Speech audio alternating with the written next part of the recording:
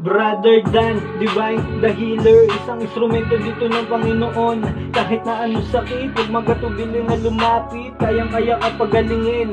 Mas mabisa ang gamutan, mabilis lang gagaling kapag malakas ang pananampalataya, tiyong paniniwala sa Diyos. Oo, yan ang ating unang isa puso, walang imposible pag sa Kanya nagtiwala. Di po kita binibiro, dito mo mararanasan paano magkaroon ng himala. Physical o spiritual na sakit, kahit ganong kalala, huwag ka pong mag-alala, si Bro Dan na po ang bahala. Nagbabahagi din ng karunungan, nagkaalaman na matuturing kayaman ng dasal na latin na pananggala at gabay na pangontra para sa iyong kaligtasan.